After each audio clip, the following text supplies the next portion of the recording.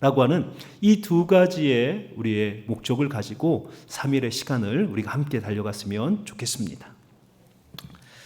오늘은 나의 마른 무화과 나무라고 하는 제목으로 저와 여러분의 영적 상태를 오늘 하나님의 말씀을 통해서 살펴보고자 합니다.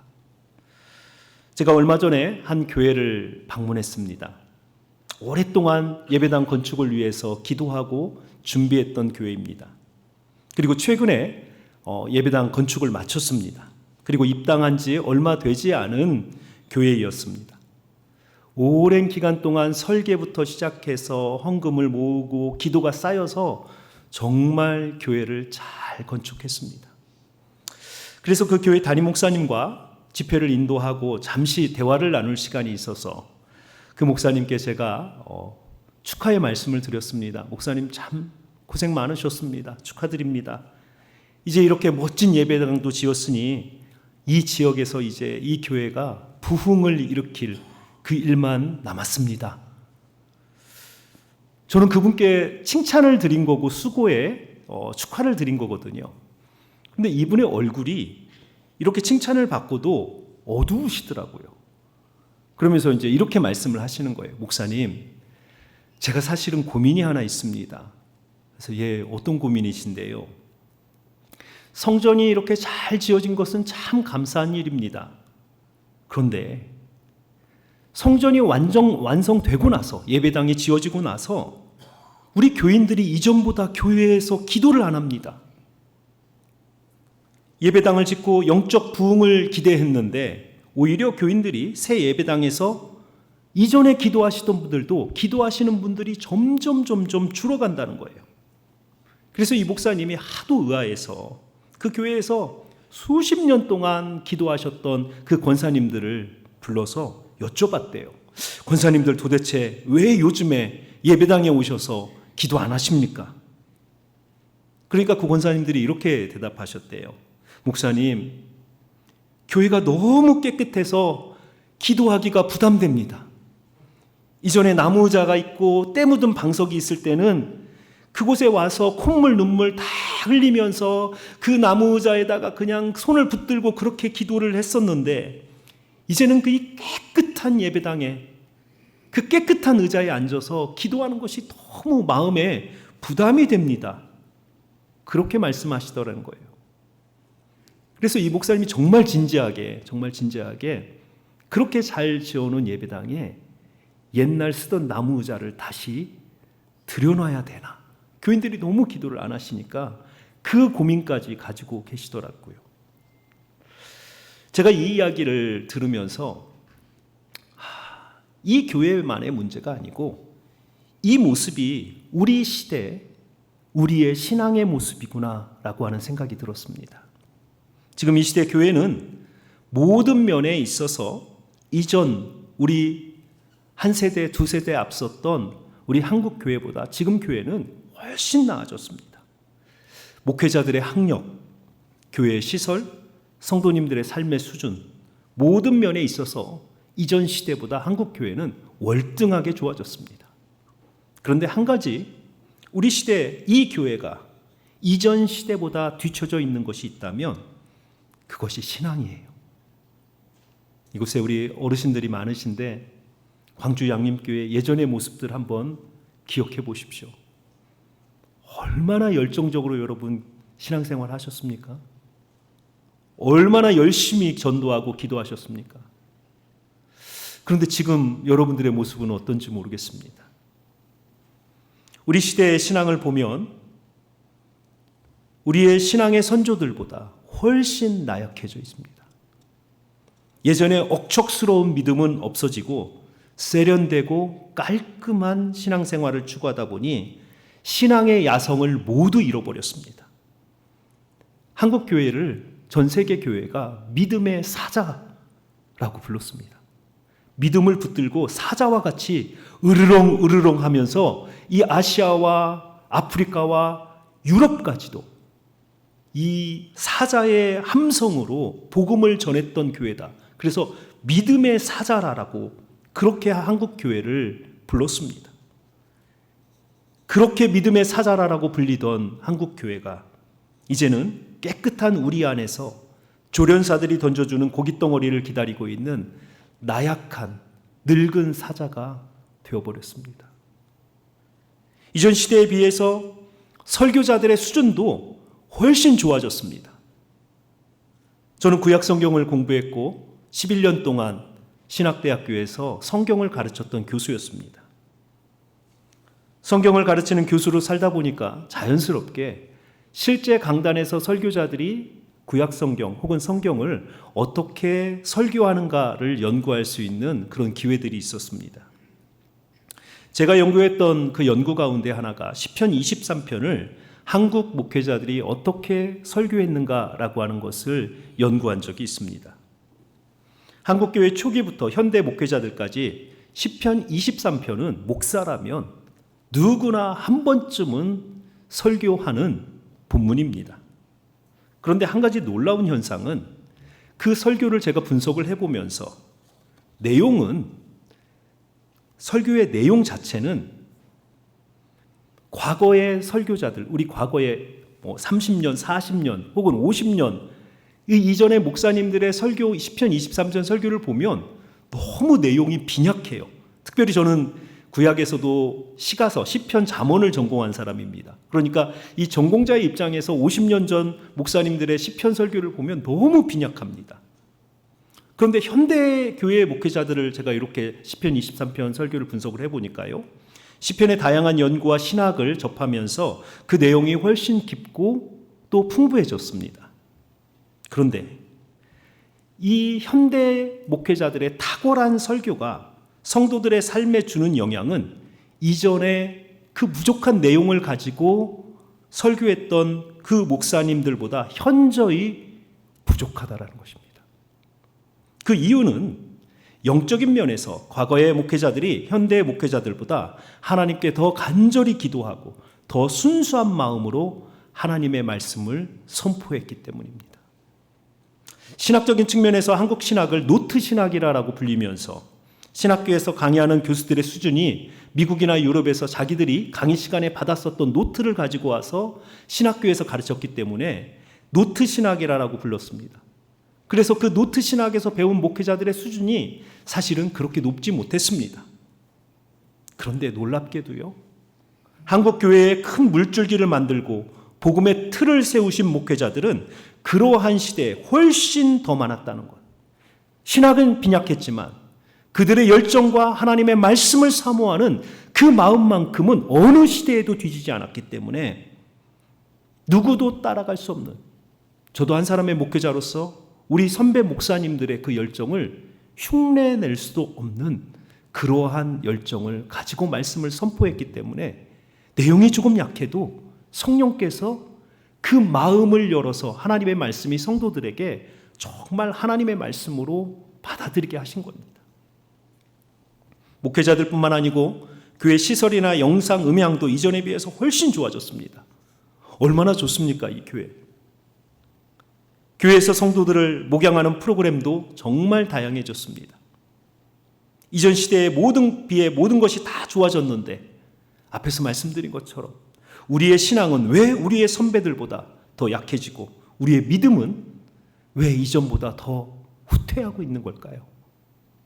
아마도 그 이유는 오늘날 우리의 교회들이 너무 외적인 것에 치장하고 겉으로 보여지는 모습들만 관심을 갖다 보니 우리의 내면에서, 우리의 심령에서 하나님께서 정말 성도에게 원하시는 것이 무엇인지를 깨닫지 못하고 겉으로 드러나는 화려함만을 추구하다 보니 오히려 내적인 신앙은 텅 비어가는 우리의 신앙의 공동화가 안이 비어가고 겉만 화려해지는 이 모습이 근본적인 원인입니다. 오늘 우리가 읽은 마가복음 11장은 우리 시대와 같이 예수님 시대에도 화려한 성전, 그리고 그 성전에 사람들이 정말 북적북적했습니다. 모든 것이 다 잘 되는 것처럼, 부흥하는 것처럼 보였습니다. 그런데요, 예수님은 그 성전을 향해서 도적들의 소굴이라고 말씀하셨어요. 그 안에는 정말 하나님을 사랑하는 마음도 없고 순수한 마음으로 하나님께 나아가고자 하는 신앙도 없었습니다. 그들은 그저 화려함, 세련됨, 성전의 규모, 모이는 사람들의 모습, 이것에 만족하면서 우리 괜찮아. 우리 지금 예루살렘 성전이 부흥하고 있어. 이렇게 생각하고 살았던 것입니다. 오늘 본문에서 예수님께서 성전에서 매매하는 자들과 돈 바꾸는 자들의 상과 의자를 엎으시면서 분노하셨던 모습을 보면서 우리는 예수님의 공생애 가운데서 주님께서 이렇게 분노하시면서 폭력적으로 행하신 적이 있었던가? 우리 스스로에게 질문을 던져봐야 됩니다. 그만큼 심각한 상태였다는 것입니다. 무엇이 주님을 이렇게 분노하게 하였고 분통하게 만들었는지 오늘 본문을 통해서 두려운 마음으로 우리의 삶을 살펴보기를 원합니다. 혹 이 시대에 우리의 모습이 성전을 강도의 소굴로 만들어서 예수님의 분노를 얻은 예루살렘 성전과 같이 사람들은 많이 모였고 교회는 화려해졌지만 우리의 마음에는 하나님이 없고 우리의 욕심을 채우려고 모여든 사람들만, 강도들만 가득한 그러한 모습은 아닌지 우리 스스로 오늘 말씀을 통해서 우리 자신을 비춰보는 그러한 귀한 은혜의 시간이 되시기를 주님의 이름으로 축원드립니다. 아멘. 오늘 본문을 여러분들에게 소개하면서 먼저 죄송한 마음이 듭니다. 마가복음 11장은 첫 설교인데 성경에서 가장 어려운 본문입니다. 신학자들에게 마가복음 11장은 가장 해석하기 어려운 성경 본문이라 꼽히는 그러한 본문입니다. 첫 시작을 이렇게 어려운 본문으로 시작을 해서 죄송합니다. 그런데 첫 시간만 잘 통과하시면 돼요. 오늘 잘 말씀을 들으시면 오늘 저녁부터는 오늘 이 오전에 들었던 말씀을 통해서 이제 저녁 시간부터 이렇게 말씀이 이어져 갈 겁니다. 그래서 오전 시간에 가장 어려운 본문을 내가 듣는다. 그러면 이것만 이해하면 이제 들린다라고 하는 이러한 기대를 가지고 하나님 말씀 집중해 주시기 바랍니다. 오늘 우리가 읽은 마가복음 11장부터 일어나는 일은 예수님의 지상에서의 마지막 일주일 동안 일어났던 사건들입니다. 예수님의 이 땅에서의 3년의 공생애를 이 일주일, 마지막 일주일이 총정리합니다. 시간적으로도 중요합니다. 이제 예수님의 삶이 일주일 남았습니다. 또한 공간적으로도 이스라엘의 종교와 정치의 중심인 예루살렘이 배경이 됩니다. 예수님의 거의 모든 사역은 예루살렘 북부 갈릴리 지역에서 이루어지다가 예수님은 마지막 일주일을 예루살렘의 정치, 종교, 문화의 중심지인 예루살렘에서 보내십니다. 그래서 11장에 나타나는, 그리고 11장 이후에 나타나는 예수님의 마지막 일주일을 담고 있는 이 모든 사건은 예수님의 3년의 공생애를 정리하면서 결론을 내는 시간이고, 또한 성전에서 이루어지는 예수님의 모든 사역은 예수님의 사역의 결론이다라고 볼 수 있습니다. 11장에서 첫째 날 예수님은 해가 기우는 오후에 예루살렘 성에 도착하셔서 성 사람들의 환영을 받으시면서 입성하신 후에 가장 먼저 성전에 들르십니다. 그러나 그날은 이미 해가 저물었으므로 숙소를 정한 베다니라고 하는 곳으로, 한 6km 정도 떨어져 있는 베다니라는 곳으로 다시 물러나십니다. 그러니까 첫날은 특별한 사역을 하지 않으셨어요. 그냥 성전을 방문하시고 숙소로 물러가셨습니다. 두 번째 날 아침이 되었습니다. 바로 오늘 우리가 읽은 본문이 두 번째 날 아침에 일어난 일입니다. 예수님께서 베다니라고 하는 예루살렘에서 조금 떨어진 성읍에 숙소를 정하시고 첫날 저녁을 보내신 후에 아침에 일어나서 예루살렘을 향해서 걸어오시다가 배가 고프셨어요. 그러니까 그때 그 상시를 보면 순례자들은 대부분 다 예루살렘 성내에 숙소를 정하고 그 숙소에서 아침을 먹습니다. 그런데 예수님은 돈이 없으셨던 것 같아요. 충분한 돈이 없으셔서 베다니라고 하는 조금 싼 곳으로 물러나셨고, 그리고 그곳에서 그 숙소에서 아침도 안 주었던 거예요. 그래서 걸어오시면서 시장하셨습니다. 그래서 멀리 보이는 무화과나무 잎이 무성한 것을 보시고 길가에 있는 그 무화과나무에 가서 열매라도 그 열매라도 따서 먹으려고 그 무화과 나무를 향해서 가셨습니다. 그런데 그 나무에 가까이 가서 보니까 잎사귀는 무성한데 그 잎사귀 사이에 아무런 열매가 없는 것입니다. 그런데 예수님은 이 열매도 없는 무화과 나무를 향해서 저주를 하십니다. 우리 아내들이 남편들에게 할 수 있는 가장 큰 복수가 뭡니까? 밥을 안 주는 거죠. 밥을 늦게 차려주거나 밥을 안 주면 우리 남자들은 짜증나요. 그래서 누구나 이제 배가 고파서 예수님이 그러셨고 짜증나셨는가? 우리는 이렇게 생각할 수 있는데 아니에요. 제가 앞에서 말씀드린 것처럼 예수님의 마지막 일주일은 예수님의 말 한마디, 행동 하나하나가 예수님의 3년의 사역을 정리하는 거예요. 그렇기 때문에 지금 예수님께서 두 번째 날 아침에 시장하셔서 무화과 나무로 다가가신 것도 의도가 있는 겁니다. 그리고 그 열매가 없는 무화과 나무를 향해서 예수님께서 이제부터 영원토록 사람이 내게서 열매를 따먹지 못하리라. 이 나무를 향해서 저주를 하십니다. 쓸모없는 나무가 될 것이다. 혹은 내년에도 열매를 못 맺을 것이다. 영원히 열매를 못 맺을 것이다. 그러면 너는 죽을 것이다. 이 나무를 향해서 저주를 쏟아 부으신 겁니다. 자, 이 행동 자체만 보아도 예수님의 이 저주는 참 이해가 되지 않습니다. 농사를 져보신 분들은 아시잖아요. 한 해는 풍성하게 열매를 맺어도 그 다음 해 혹은 그 다음 해에는 나무에 열매가 없을 때도 있어요.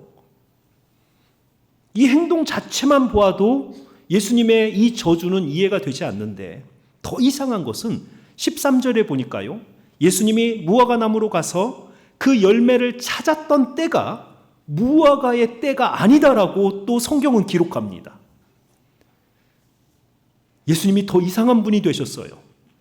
때가 아닌 나무에 가서 열매를 찾다가 열매가 없으니까 그 나무를 향해서 저주를 쏟아부으셔서 그 나무를 죽게 하시는, 우리의 상식으로는, 그리고 우리가 아는 예수님은 그런 분이 아니시잖아요. 그런데 예수님께서 이처럼 그동안 예수님의 성품과 맞지 않는 그러한 행동을 하십니다. 더 이상한 일은 세 번째 날 아침이 되어서 다시 예루살렘 성으로 이들이 가는 길에 제자들이 보니까 어제 예수님께서 저주하셨던 무화과 나무가 하루 만에 정말 뿌리로부터 말라서 하루 만에 죽어버린 것입니다. 자, 여러분, 이 사건을 우리는 어떻게 이해해야 할까요? 아무리 하나님의 아들이시라 해도 좀 너무했다 싶지 않습니까?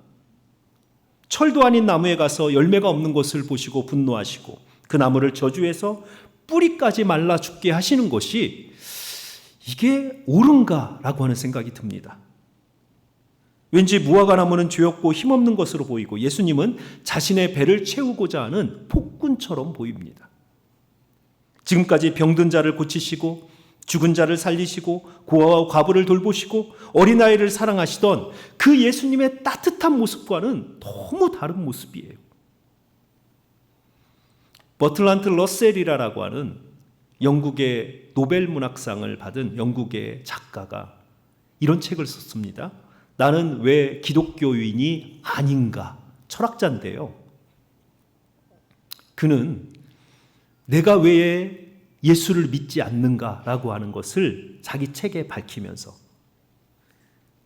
성경의 한 사건을 콕 집습니다.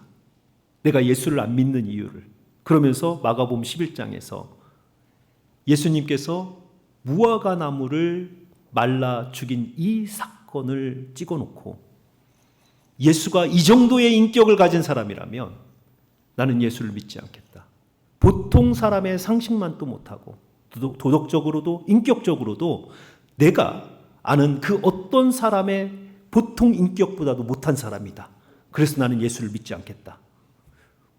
불신자가 이 사건을 읽으면서 내가 예수를 믿을 수 없는 근거로 되는 그러한 본문입니다. 그 정도로 우리에게는 굉장히 해석이 어려운 본문이에요. 자, 그런데 더 이상한 것은 예수님께서 예루살렘에 도착해서 가장 먼저 행하신 기적.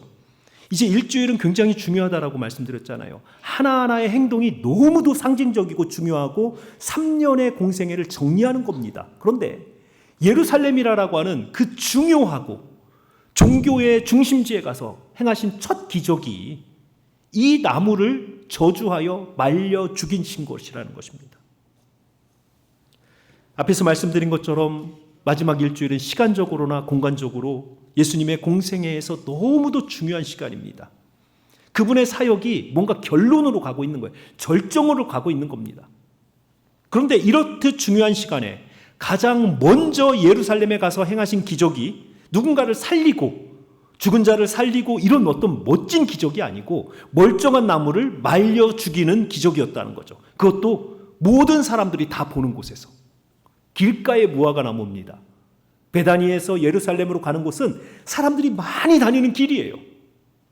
어제 무성했던 나무가 오늘 바짝 말라 죽었을 때 사람들은 다 물었을 거예요. 누가 왜 이 나무를 죽였어? 혹은 이 나무에 도대체 무슨 일이 생긴 거야? 다 물었을 것입니다.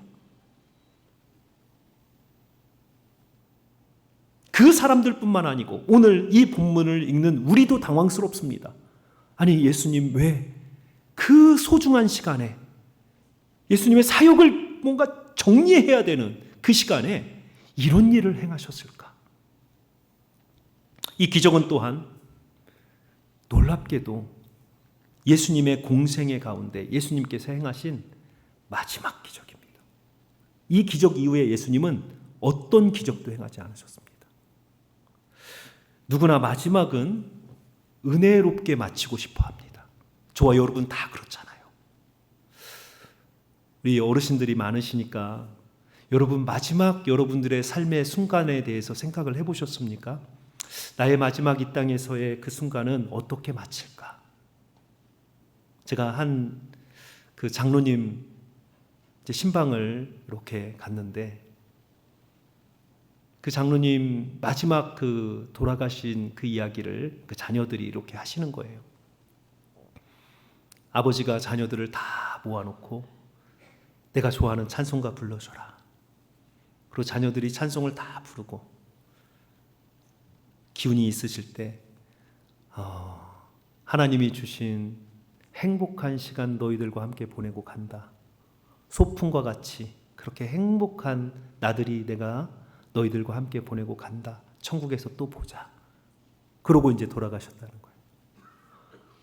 아마 우리에게도 여러분 마지막 순간에 대한 여러분들 마음에 나의 마지막은 어떻게 해야 될까? 내가 내 자녀들에게, 내 사랑하는 배우자에게, 내 손주에게 마지막에 무슨 말을 하고 또 어떤 모습으로 내가 이 땅에서의 마지막을 마칠까? 우리 마음속에 다 기대하는 장면들이 있을 겁니다. 예수님도 마지막 생애 가운데 마지막 기적은 무언가 놀라운 일들을 그 기적만 보아도 예수는 하나님의 아들이었구나 라고 하는 그 놀라운 일이 일어나기를 기억하는 그러한 기적을 행하시는 것이 그것이 우리의 기대였을 것입니다. 그런데 예수님은 마지막 기적을 생명을 주는 기적이 아니고 나무를 메말라 죽게 하는 기적으로 예수님의 마지막 생애의 기적을 마치셨다는 것입니다. 점점 본문이 어려워져요. 왜 예수님이 이러셨을까라는 것입니다. 그러나 오늘 이 무화과 나무 이 기적은 예수님의 사역을 이해하는데 가장 중요한 역할을 하는 사건이기 때문에 예수님께서 의도적으로 이 무화과 나무의 사건을 예수님의 예루살렘에서의 첫 번째 기적이자 그의 생애의 마지막 기적으로 행하셨던 것입니다. 오늘 우리는 이것을 좀 하나하나 풀어가면서 오늘 예수님께서 여러분들의 삶에 찾아오신다면 여러분들의 그 삶의 나무를 향해서는 어떤 말씀을 하실까? 내 인생의 가지가지를 잎사귀를 뒤척이시면서 예수님이 원하시는 그 작은 열매를 나는 준비하고 있는가? 오늘 이 말씀을 통해서 우리가 우리의 삶을 한번 진단해 보길 원합니다. 자, 먼저 하나씩 풀어가겠습니다. 어려운 본문이기 때문에 여러분들이 잘 따라오시면 마지막에 무릎을 탁 칠 겁니다. 성경을 읽는 재미가 이거구나 라고 하는 것을. 자, 먼저 왜 예수님은 무화과 나무에 다가가셨을까? 라는 것입니다. 시장하셨을 때 다른 음식이나 철에 맞는 과일을 찾으셨을 수도 있었을 텐데 철도 아닌 무화과 나무를 선택하셔서, 그리고 많은 사람들이 보는 길가에 있는 무화과 나무입니다. 무화과는 보통 과수원에서 그 농장에서 키우지만 길가에 있는 무화과 나무, 모든 사람들이 다 보는 무화과 나무입니다. 오병이어의 기적으로 많은 사람들을 먹이신 예수님께서 하필 길거리에 있는 무화과 나무에 허기지신 배를 채우려고 다가가신 이유는 무엇일까라는 거죠. 그 이유는 성경에서 무화과 나무는 하나님과 하나님 백성 이스라엘의 영적 관계를 설명할 때 상징적으로 사용하던 나무입니다. 예레미야나 호세아나 이사야 선지서에 보면 하나님으로부터 심판을 받을 이스라엘 백성들을 이렇게 이야기합니다. 너희의 무화과 나무가 마를 것이며 너희가 너희 무화과 나무의 소산을 먹지 못하고 너의 이웃이 혹은 너의 원수가 너의 무화과 나무의 소산을 먹게 될 것이다. 이게 하나님께서 이스라엘을 심판하실 때 그들에게 선포하신 말씀이에요.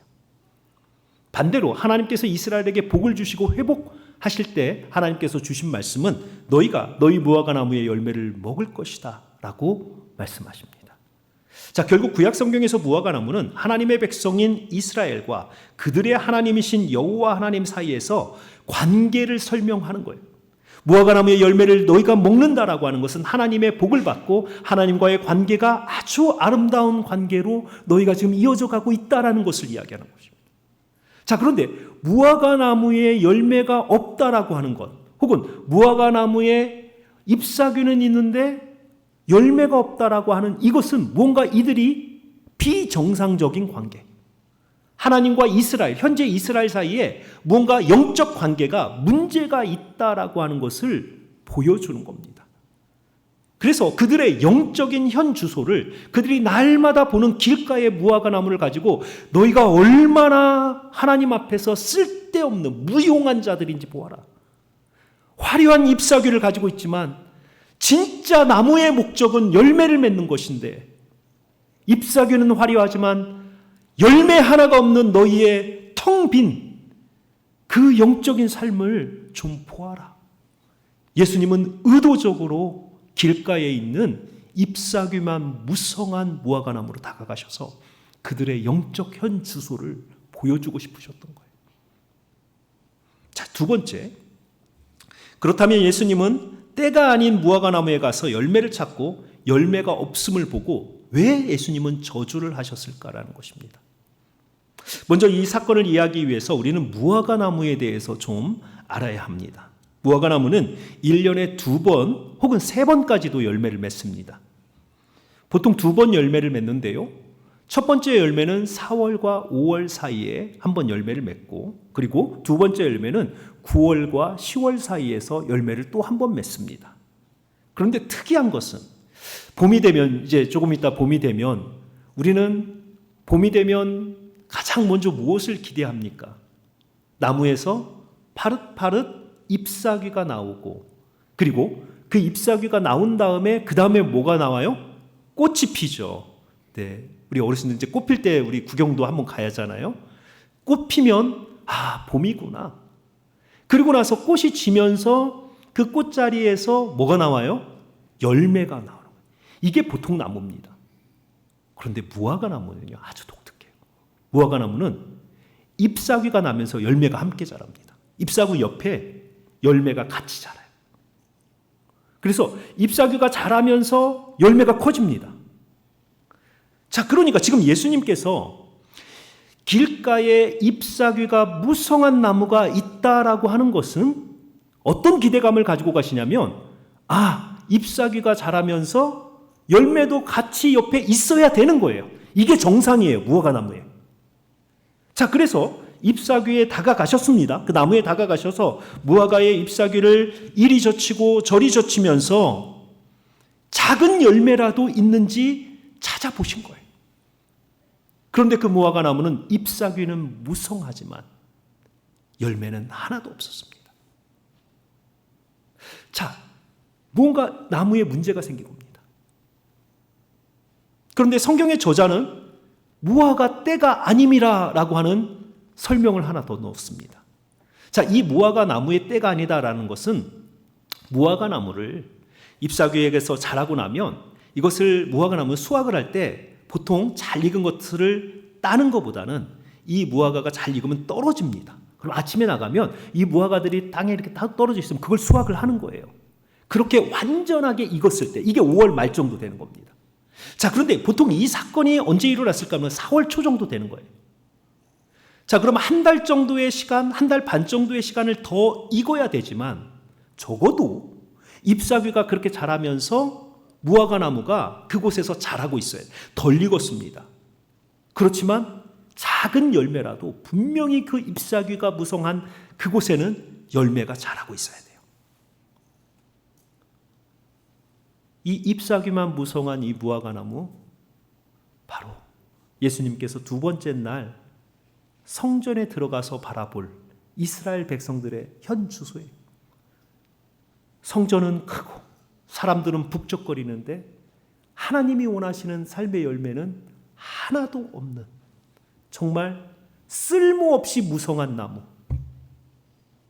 그 모습을 그대로 이 무화과 나무가 보여주고 있는 것입니다.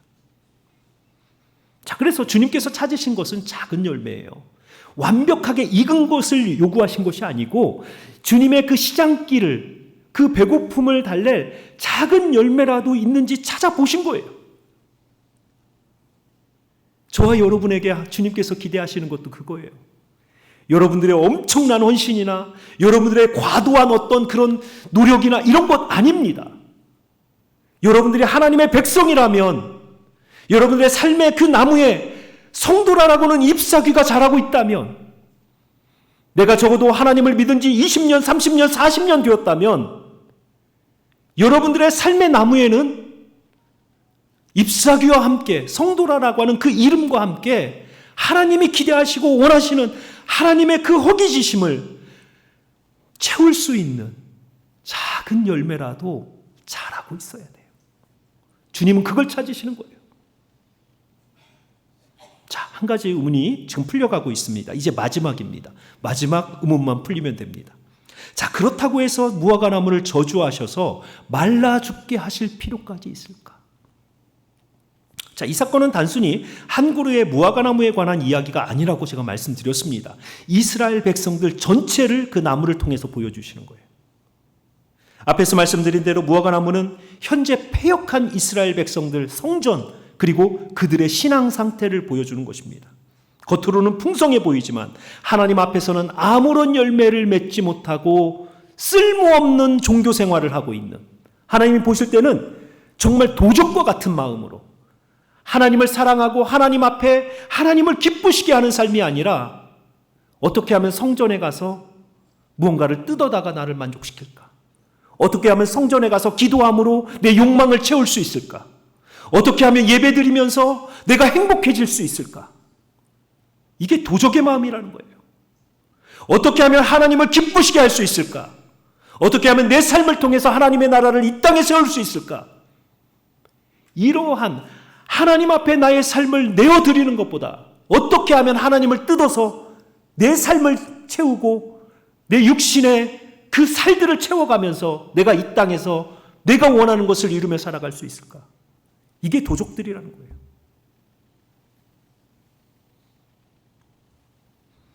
11장의 무화과 나무 사건을 우리가 좀 더 이제 정확하게 이해하기 위해서 11장 전체 구조를 좀 한번 살펴보셔야 되는데요. 두 번째 날 아침에 일어난 사건이라고 말씀드렸습니다. 배가 고프셔서 무화과 나무에 가서 잎사귀를 뒤져보니까 열매가 없습니다. 그래서 저주하셨습니다. 그날 예수님은 그 배고픈 그 몸을 이끌고 성전을 6km 정도를 걸어서 예루살렘 성전에 가십니다. 가서 보니까요, 성전에 돈 바꾸는 자들, 그리고 그 많은 곳에서 사람들이 재물을 서로 소와 양과 이런 것들을 파는 사람들이 그곳에서 북적북적합니다. 주님께서 그들의 상과 의자를 엎으시면서 분노하십니다. 요한복음 동일한 이야기를 기록한 요한복음 2장 15절을 보니까요, 더 자세하게 설명합니다. 예수께서 노끈으로 채찍을 만드사 양이나 소를 다 성전에서 내쫓으시고 돈 바꾸는 사람들의 돈을 쏟으시며 상을 엎으시고 광인처럼 행동하시고, 그리고 그들에게 만민의 기도하는 우리 아버지의 집을 너희들은 강도의 소굴로 만들었다. 무엇을 이야기합니까? 탐욕으로 가득한, 그래서 잎사귀는 무성한 이스라엘 백성. 사람들이 보면 와, 저 사람 신앙 좋다.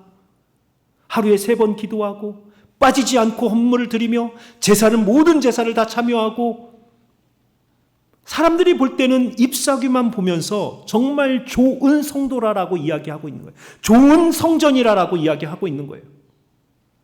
그런데 그곳에는 하나님이 찾으시는 어떠한 열매도 자라고 있지 않은 텅 빈 성전, 오히려 강도의 마음을 가지고 하나님의 집을 약탈하고 있는 그러한 백성들, 성도들로 가득한 성전.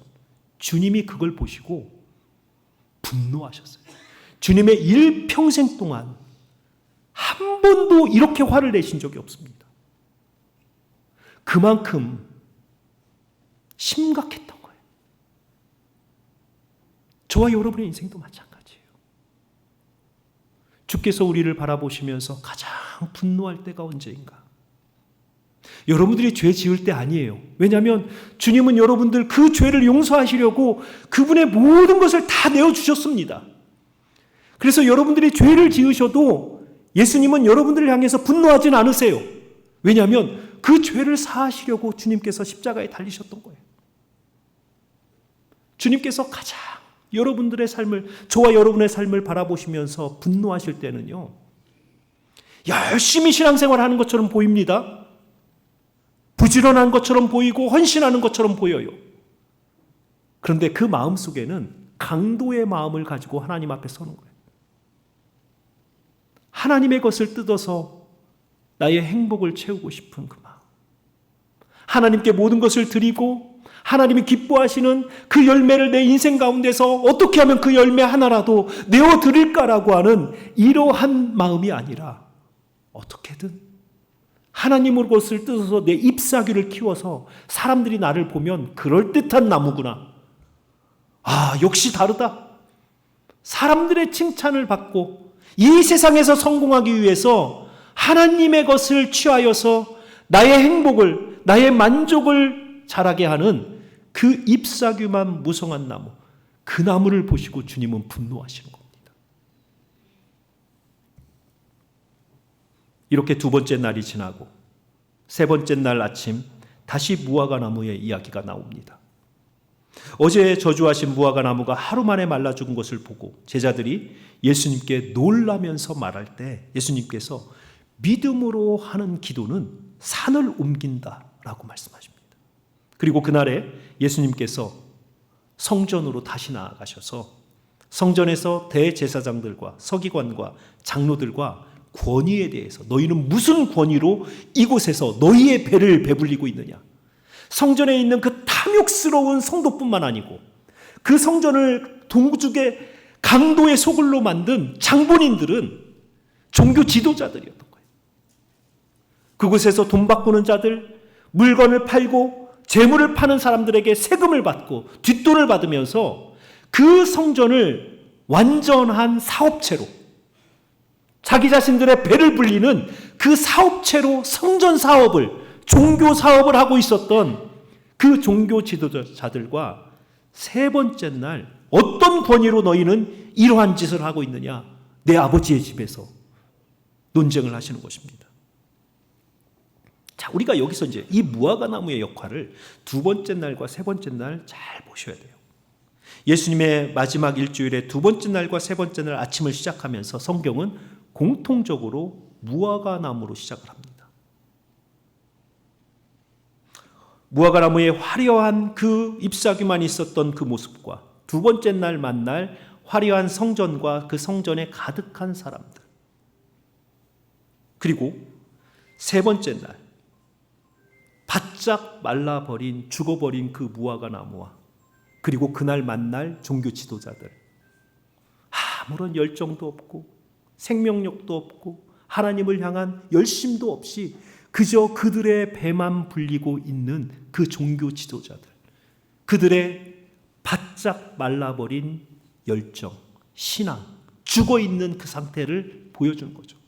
자, 그러니까 아침에 보여준 무화과 나무는 그날 주님이 만날 예루살렘 성전에서 만날 사람들의 영적 상태를 그대로 보여주는 거예요.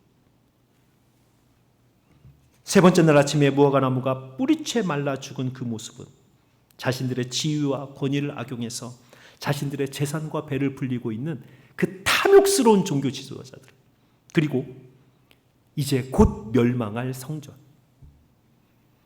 주님께서 역사하지 않고 주님께서 함께 하시지 않는 그 성전은 하나님 보시기에는 오히려 하나님의 이름을 더럽히는 곳입니다.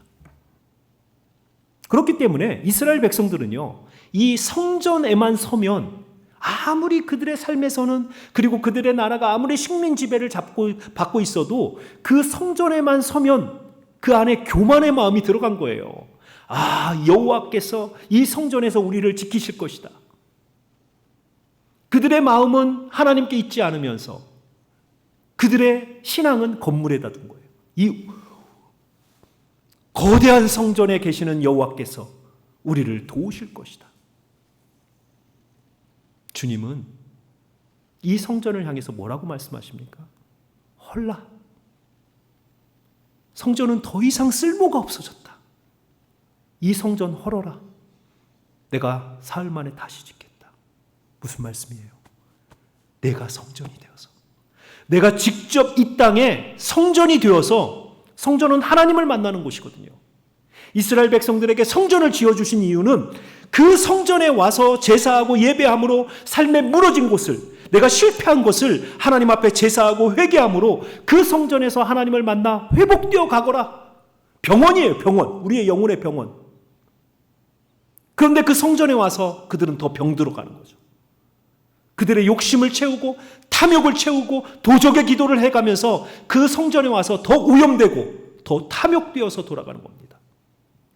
자, 그러니까 하나님에게 그 성전은 더 이상 필요가 없습니다.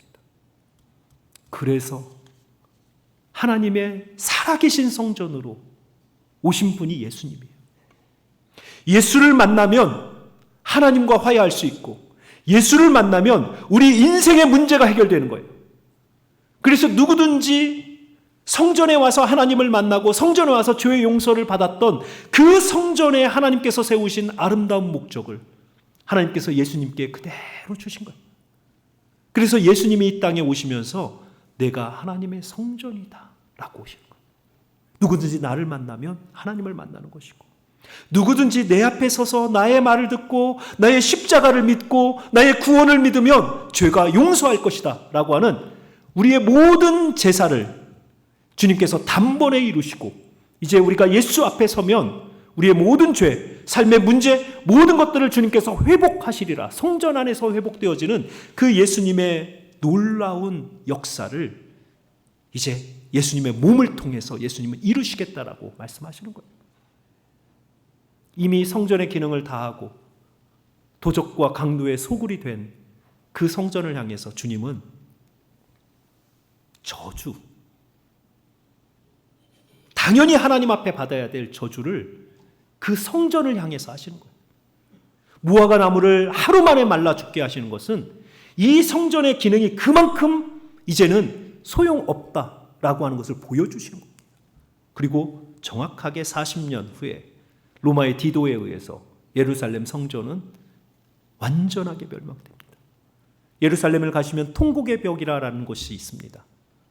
이 디도가, 로마의 장군 디도가 이 성전을 다 허물면서 내가 이 거대한 성전을 허물었다라고 하는 흔적은 남겨놓자, 벽 하나를 남겨놓자 서쪽 벽을 남겨놨어요. 지금도 이스라엘 사람들은 그 통곡의 벽에 가서 기도합니다. 뭐라고 기도합니까? 제3성전을 지어주십시오. 그들이 집착하는 건 뭐예요? 아직도 건물. 거대한 성전이 있으면 위대한 하나님께서 그곳에 머무실 것이라고 하는 그 건물에 아직도 집착하고 있는 거예요. 그들의 마음은요, 여전히 강도의 마음을 가지고 교회가 크고 성전이 크면 하나님의 위대함이 그 안에 담길 것이라는 생각을 가지고 있는 거예요. 그러나 주님은 주님이 이 땅에 성전으로 오시고 그리고 나서 그 성전을 이제 누구에게 주셨냐면 우리에게 주신 거예요. 성령께서 우리 안에 머물면서 너희가 하나님의 성전인 것을 알지 못하느냐라고 말씀합니다. 이제 우리의 마음에 성령 하나님께서 계시면서 우리 마음 안에서 하나님과 함께하는 이곳이 성전이고, 또한 여러분들이 함께 모여서 예배하는 여러분들의 연합이 교회입니다. 그렇기 때문에 건물로서의 성전의 어떤 그런 기능들은 이미 예수께서 이 땅에 오셔서 하나님의 온전한 임재를 이루시면서 건물로서의 성전, 그 기능은 이제 끝났습니다. 그래서 우리가 왜 한 사람 한 사람이 이 땅에서 잘 살아야 되냐면 저와 여러분이 곧 하나님의 움직이는 성전들이기 때문에 그래요. 성령께서 우리와 함께 하시고, 그리고 우리가 연합하여, 에베소서를 보면 성도가 서로 연합하여 예수 그리스도를 모퉁이 돌로 듣고 성도가 연합하여 지어져 가는 것이 교회다라고 이야기를 합니다. 그래서 각자의 성전인 우리가 예수 그리스도를 토대로 놓고 그 위에 연합하면 이것이 하나님이 정말 기뻐하시는 성전, 교회의 모습인 거예요. 주님은 이 무화과 나무의 사건을 통해서 우리에게 그 성전의 모습을 보여주고 싶으셨던 것입니다. 하나님께서 이스라엘을 선택하신 목적은 그들이 예뻐서가 아니고 그들을 통해서 전 세계 모든 민족에게 하나님의 회복의 말씀이 선포되도록 하기 위해서입니다. 출애굽기 19장 6절을 보면 하나님께서 이들을 가나안 땅에 보내시면서 너희가 이제는 나에게 거룩한 백성이요 제사장 나라가 될 것이다 라고 선포하십니다. 제사장 나라는요, 모든 나라들 앞에서 제사장은 백성들을 뒤에 놓고 하나님 앞에서 하나님 앞에 어떻게 제사를 드리는지를 보여주는 게 제사장입니다. 이스라엘을 하나님께서 가나안 땅의 시온산에 세우신 이유는 이스라엘이 하나님을 잘 섬기는 모습을 보고 모든 민족과 열방이 죄악의 땅에서 하나님의 은혜의 땅으로 모여들도록, 그래서 온 세계가 하나님께서 이 땅을 처음 창조하셨을 때 보시기에 심히 좋으셨더라라고 하는 하나님의 이 창조 질서가, 은혜의 나라가 회복될 수 있도록 하나님께서 이스라엘을 통해서 온 세계를 회복하시고자 하는 하나님의 세계 선교의 목적을 가지고 하나님께서 이스라엘을 가나안 땅에 시온산에 성전을 세우셨던 것입니다. 구원은 분명히 우리의 행위를 통해서 얻은 것은 아닙니다. 그러나 하나님께서 하나님의 백성을 선택하시고 구원하심에는 목적이 있습니다. 예수님께서 그의 생애 가운데 가장 중요한 일주일을 시작하시면서 행하신 무화과 나무를 말라 죽게 하는 이 기적, 이것은 하나님께서 이스라엘을 선택하신, 그리고 그들을 그 땅에 세우신 목적을 상실한 이스라엘에게 마지막 경고였습니다. 하나님의 창조의 목적을 상실한 어떠한 종교기관도, 어떠한 예배도, 그리고 어떠한 우리의 헌신도 하나님 보실 때는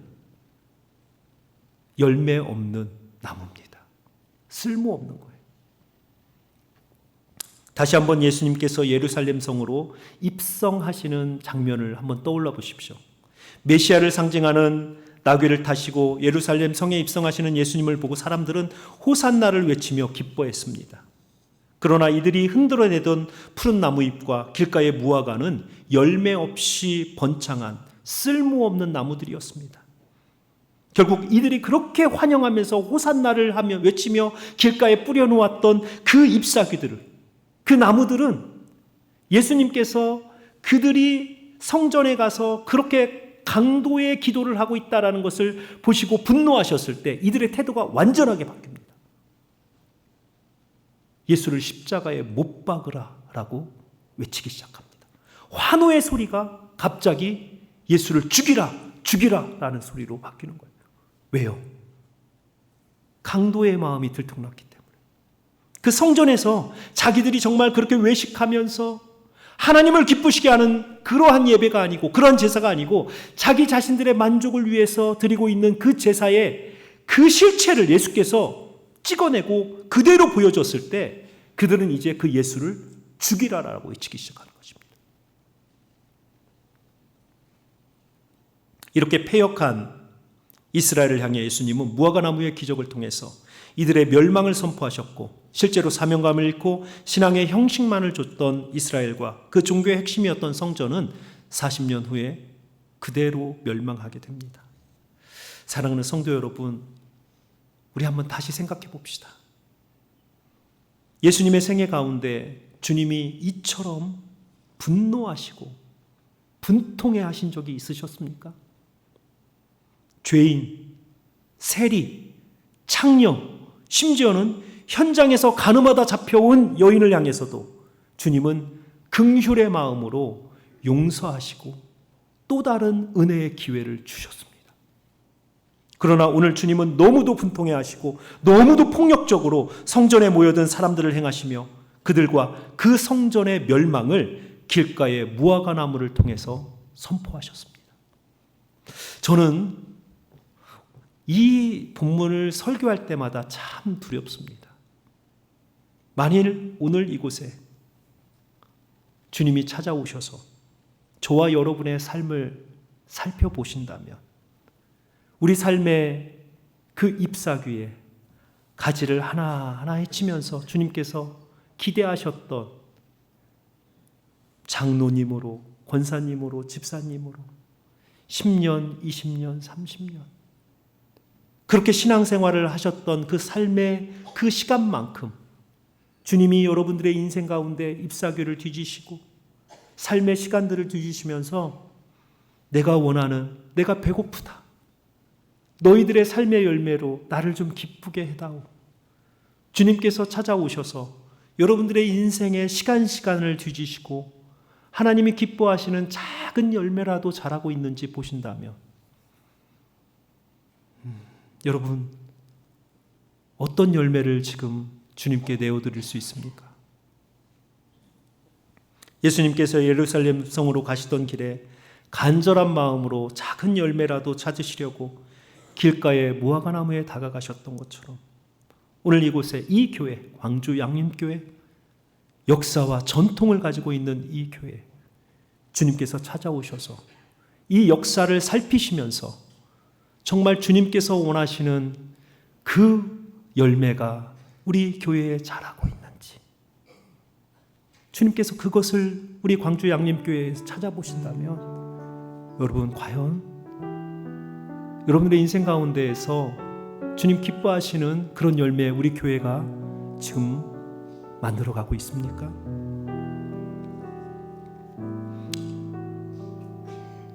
저와 여러분의 삶에서도 마찬가지입니다.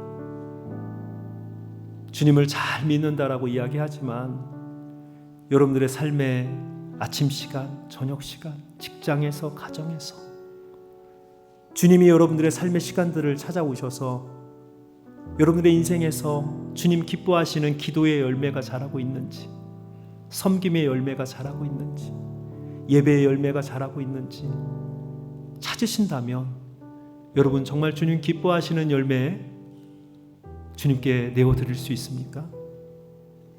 이 시대 우리의 가장 큰 신앙의 병은 우리가 살펴본 길가의 무화과나무와 같이 겉모습은 화려하고 무언가 있는 듯하지만 실제 삶 속에서는 주님께서 찾으시는 진정한 열매를 맺지 못하는 저와 여러분들의 패역함이에요.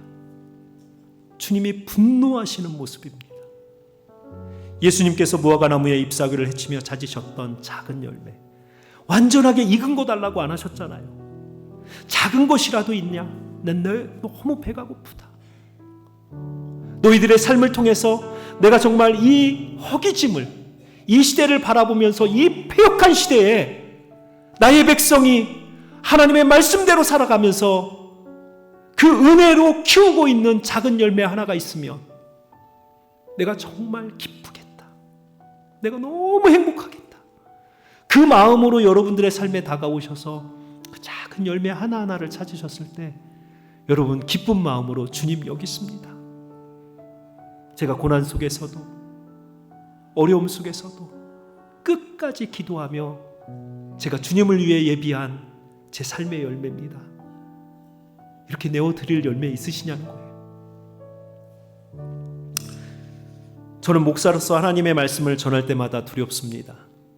하나님께서 저를 이곳에 세우신 목적을 제 자신이 조금이라도 이루어드리고 있는지 생각하면 날마다 말씀을 전할 때마다 두렵습니다.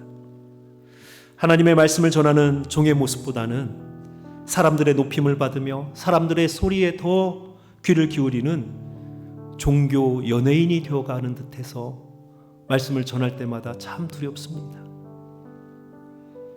하나님께서 세우신 교회의 지체로서 여러분들도 여러분들의 삶을 뒤돌아보면서 여러분들에게도 이러한 두려움이 있어야 할 것입니다.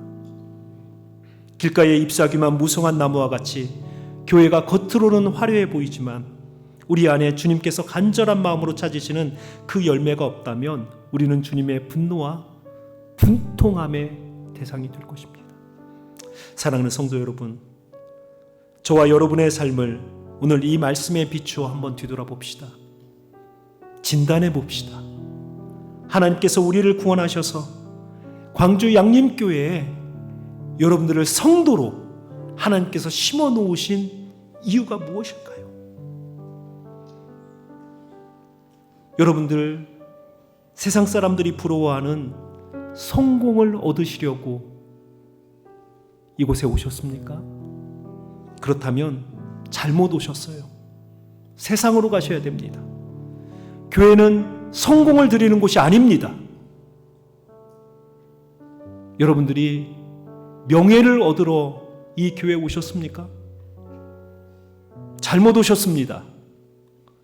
교회는 명예를 얻는 곳이 아니고 내 자신의 모든 것을 버리고 가장 낮은 곳으로 내려가 섬기는 곳입니다. 사랑하는 성도 여러분, 이 땅에서 평안과 복을 얻기 위해서 이곳에 오셨습니까? 잘못 오셨습니다. 주님은 우리에게 평안이 아니라 우리의 십자가를 지고 주를 따라오라 명령하십니다. 만일 이러한 성찰이 없다면 내가 왜 이곳에 서서 하나님의 백성으로 이 땅에 서 있는지 그 목적마저도 모르고 그저 예수님 시대에 예루살렘에 모인 그 사람들과 같이 나의 탐욕을, 나의 목적을, 나의 행복을 이루기 위해서 그곳에서 제사하고 기도하고 있다면 우리가 강도입니다. 이곳이 강도의 소굴입니다. 그렇기 때문에 우리가 주님의 그 분노를 받지 않기 위해서 우리는 먼저 우리의 마음속에서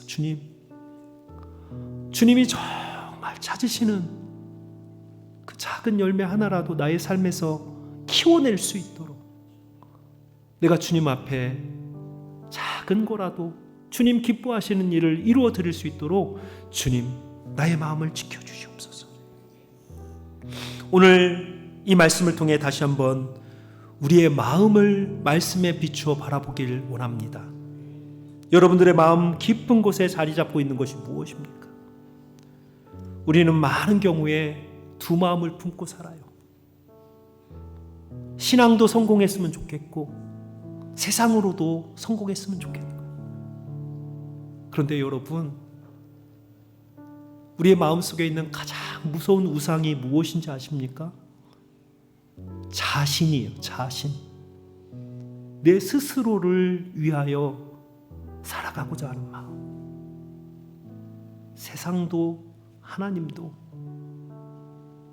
세상이 나에게 행복을 주면 언제든지 하나님을 버리고 세상으로 나아가고, 또 하나님이 나에게 행복을 줄 것 같으면 언제든지 나는 세상을 버릴 수 있어, 하나님께로 나아갑니다. 그러나 하나님을 기뻐하시기 위해서 나아가는 것이 아니고 내가 만족하기 위해서 나아가는 거예요. 이게 도적입니다.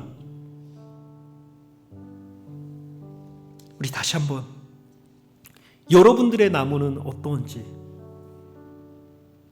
여러분들의 인생 지금까지 키워오신 여러분들의 나무는 어떤지 오늘 말씀을 통해서 우리 다시 한번 뒤돌아봅시다. 내 성공을 위해서, 내 건강을 위해서, 복받기 위해서 기도하고 예배드리고 이러고 있지 않습니까? 정말 하나님께서 기뻐하시는 것, 그 하나라도 여러분들의 삶 가운데, 여러분들의 마음 가운데에서 정말 그 하나님의 마음을 기쁘시게 하고자 하는 그러한 열매들이 있는지 우리 스스로 한번 이 아침에 뒤돌아봅시다. 다시 한번 주님과의 깊은 교제를 우리 이 시간 갈망하길 원합니다. 오늘 이 시간 주님께서 시장하셔서 간절한 마음으로 길가에 잎사귀가 무성한 나무에 다가가셔서 열매를 찾으셨던 것처럼 이 패역한 시대에 주님께서 이 교회에 오셔서 주님의 몸된 교회가 얼마나 하나님 기쁘시게 하는 일에 힘쓰고 있는지 주님께서 열매를 찾으신다며, 그리고 지금 이 시간 여러분들의 삶에 주님께서 찾아오셔서 여러분들의 삶의 한 자락 한 자락을 뒤지시면서 그분이 기뻐하실 기도의 열매, 감사의 열매, 예배의 열매, 헌신의 열매, 찬양의 열매를 찾으신다면 여러분들은 어떤 열매를 주님께 내어드릴 수 있습니까? 교회의 교회됨은 건물의 화려함에 있는 것이 아닙니다. 예루살렘 성전은 그래서 망했습니다. 교회는 그 안에 하나님의 정확한 말씀의 선포가 있어야 하고, 그리고 성도들이 자신의 삶 속에서 일어나는 그 영적 전쟁에서 주님께 드리는 처절한 기도가 있어야 교회입니다. 이런 말씀과 기도가 없는 예루살렘 성전을 향해서 주님께서 멸망을 선포하신 것처럼 광주 양림교회 안에 하나님의 온전한 말씀의 선포와 성도들의 간절한 기도가 없다면 하나님 보시기에 건물입니다. 사람들의 모임일 뿐입니다. 그렇기 때문에 우리는 회복되어야 되는 거예요. 하나님 말씀 사모하셔야 돼요. 주님의 온전한 말씀이 선포되어질 때 그 말씀을 하나님께서 나에게 주시는 말씀으로 매 예배 시간마다 주님의 음성을 들으셔야 합니다. 그리고 또한 주님을 위해 살겠다라고 하는 간절한 기도와 헌신이 있어야 해요. 우리의 삶 속에 하나님을 위해 살고자 하는 삶의 결단이 없다면 우리는 그저 모임이고 건물입니다. 그럴듯한 신앙생활 할 수 있어요. 그러나 주님 보실 때는 다 쓸데없는 짓이에요.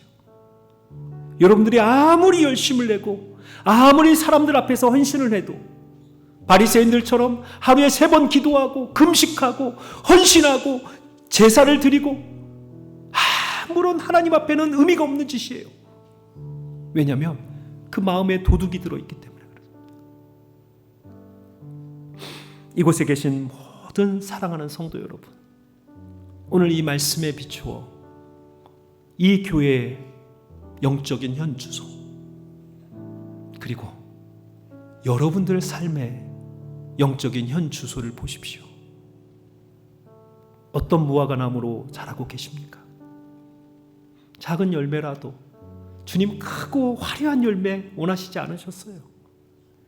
주님이 이 시대를 바라보시면서도 동일한 마음이실 거예요. 어떤 완전하고 정말 완벽한 헌신을 원하신 것이 아닙니다. 여러분 삶 가운데에서 5분, 10분이라도 중요한 일을 하기 전에 먼저 기도하는 마음, 나의 일이 아무리 급해도 하나님의 그 사역을 위해서 내 손을 기꺼이 내어서 하나님의 나라를 세우고자 하는 그 헌신, 목회자만 사역하는 것이 아니고 교회 곳곳에서 아무도 알아주지 않지만 주님의 나라를 위해서 내 손을, 내 발을 내어서 주님을 기쁘시게 하는 그 열매들을 자라게 하는 나의 마음의 그 헌신, 주님 그거 원하시는 거예요. 이번 집회를 통해서 우리 광주 양림교회 그리고 우리 사랑하는 성도님들이 정말 하나님 보시기 기쁜 나무들로 자랄 수 있도록 우리의 정확한 영적 현실을 바라보고 내가 얼마나 게을렀던가, 내가 얼마나 탐욕스러웠던가, 내가 얼마나 나만을 생각하며 살았던가, 내가 얼마나 하나님의 시선보다는 사람들의 시선에 나의 모든 것들을 걸었던가. 우리의 이 패역함을 말씀 앞에 내어놓고 우리가 이 3일의 말씀 부흥회를 통해서 우리가 정말 주님 앞에 좋은 나무로, 그리고 정말 하나님 기뻐하시는 그 작은 열매 하나라도 키워내는 그 마음으로 우리가 회복되기를 원합니다. 어려운 본문입니다. 그렇지만 예수님의 마지막 기적이셨습니다. 우리에게는 예루살렘 성전을 향한 예수님의 이 분노가 우리에게는 경고이면서 또한 주님께서 우리를 얼마나 사랑하시는지를 느끼는 은혜가 되어야 됩니다. 그래서 우리가 정말 하나님의 백성으로 이곳에 부르심 받았습니다. 그러나 여러분들의 배를 채우려고, 여러분들의 욕심을 채우려고 주님께서 여러분들을 이곳에 부르신 것 아닙니다. 하나님의 뜻을 이루고 여러분들을 통해서 정말 하나님 기뻐하시는 일들이 이루어지도록 하기 위해서 하나님께서 여러분들을 주의 백성 삼으신 것입니다. 그래서 오늘 들으신 이 말씀이 우리에게는 하나님, 주님 바라보시는 저의 삶은 어떻습니까? 나는 주님께 어떤 열매를 내어드릴 수 있을까요? 한번 우리의 삶을 뒤돌아보면서 말씀으로 진단하는 그러한 시간 되시고, 또 하나님께서 말씀하시는 것이 있다면 정직하게, 주님 제가 부족했습니다. 제가 도적이었습니다. 제가 주님을 이용해서 제 만족을 이루려 했습니다. 이제는 주님 기뻐하시는 일을 제가 해드리겠습니다. 이렇게 헌신하는 그러한 시간 되시길 원합니다. 여러분들의 삶 가운데 자꾸 마음에 걸리는 부분이 있어요. 왜냐하면 성령께서 계속 말씀하시는 거예요. 아, 내가 더 기도해야 되는데 기도하지 못하면 항상 내 마음에 걸림이 있고요. 아, 내가 이렇게 아직 하나님께서 건강 주실 때 교회 가서 뭐라도 해야 되는데, 주님의 그 몸된 교회를 위해서 내가 무엇이라도 해야 될 텐데, 그런 마음이 있을 때 여러분 하셔야 돼요. 주님께서 여러분들에게 조금의 시간과 물질의 여유를 주셨다면 여러분들 배를 채우라고 주신 것 아닙니다. 아, 이것을 통해서 내가 무엇이라도 하나님의 일을 해야 될 텐데, 그곳에서 하나님 기뻐하시는 열매가 자라는 거예요. 움켜쥐고 내 안으로 감추고 나만 생각하고 열매 없는 무화과나무, 그리고 주님께서 헐라라고 하는 성전이 될 것입니다. 그래서 우리가 어떻게 하나님 앞에 살아야 되는지 오늘 이 말씀을 통해서 우리가 다시 한번 뒤돌아보고, 우리 이 시간 주신 말씀 잠깐 기억하면서 한 2번 정도 기도했으면 좋겠습니다. 먼저 오늘 말씀에 비추어, 주님 나는 어떤 무화과 나무입니까? 말씀이 주시면 정직하게 기도해야 됩니다. 하나님 앞에 우리 정직하게 좀 나아갑시다. 하나님 기뻐하시는 열매가 있는지, 우리 시간 주신 말씀 나의 영혼에 비추고, 하나님 나는 어떤 나무이고 어떤 열매가 자라고 있습니까? 만약 주님 기뻐하시는 열매가 없다면 지금이라도 하나님, 제가 하나님 기뻐하시는 그 열매를 맺어드리는 결단이 있게 해주십시오. 우리 이 시간 간절히 한번 기도하겠습니다.